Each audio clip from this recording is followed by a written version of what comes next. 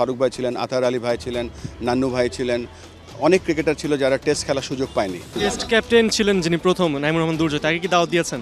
অবশ্যই দাওয়াত দিয়েছি এবং দাওয়াতে দেওয়া হয়েছে, কলও করা হয়েছে। মুখে নাইমুর রহমান দুর্জয়, ফারুক আহমেদদের প্রতি সম্মান, মাঠের চারপাশে সাকিব, মাশরাফিদের ছবি।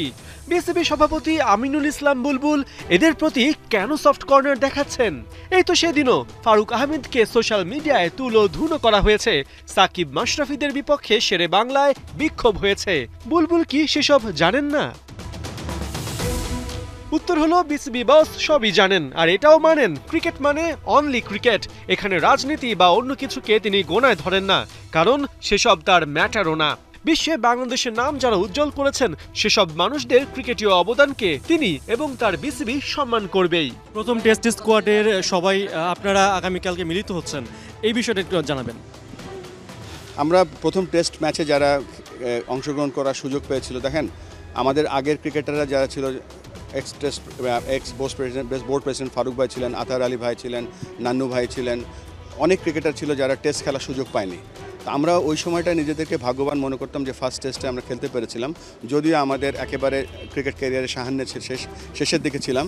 তারপরে আমরা মনে করি ভাগ্যবান, যেহেতু আমরা ভাগ্যবান ছিলাম, ফার্স্ট টেস্টটা খেলেছিলাম, সেই স্কোয়াডে যারা অ্যাভেলেবেল আছে সকলকে কালকে আমাদের ক্রিকেট বোর্ডে দাওয়াত দিয়েছি। টেস্ট ক্যাপ্টেন ছিলেন যিনি প্রথম, নাইমুর রহমান দুর্জয়, তাকে কি দাওয়াত দিয়েছেন?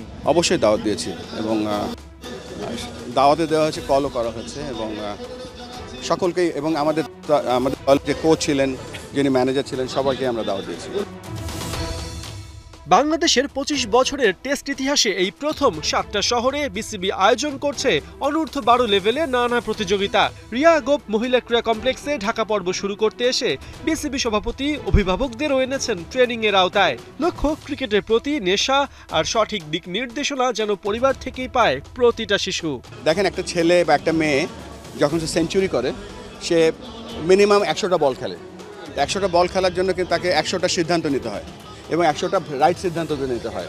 তো ক্রিকেট কোচের পক্ষে সবসময় জীবনের রাইট সিদ্ধান্তটা নেওয়া কঠিন হয়ে পড়ে।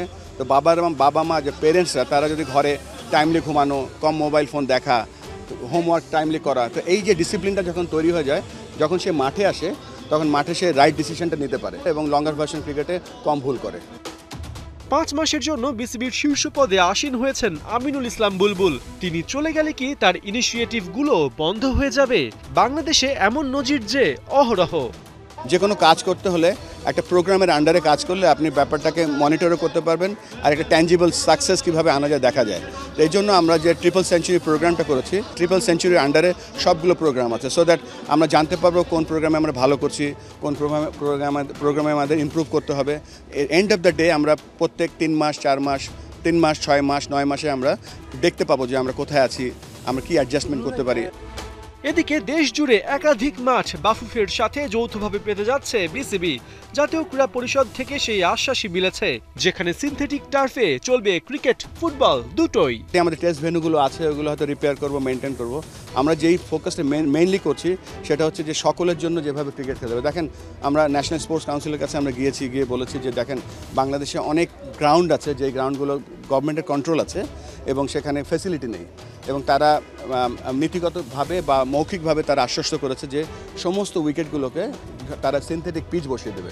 সিনথেটিক পিচ বসিয়ে দিলে যেটা হবে সেটা হচ্ছে যে একটা ইভেন্ট বাউন্সে খেলবে ছেলেরা, মেয়েরা, এবং সেখানে ফুটবলও খেলতে পারবে। সো ওই মাঠগুলোকে আমরা যেন সবার ব্যবহারের জন্য ফ্যাসিলিটির দিকে বেশি ফোকাস করছি আমরা। পার্থ বণিক, 71, ঢাকা।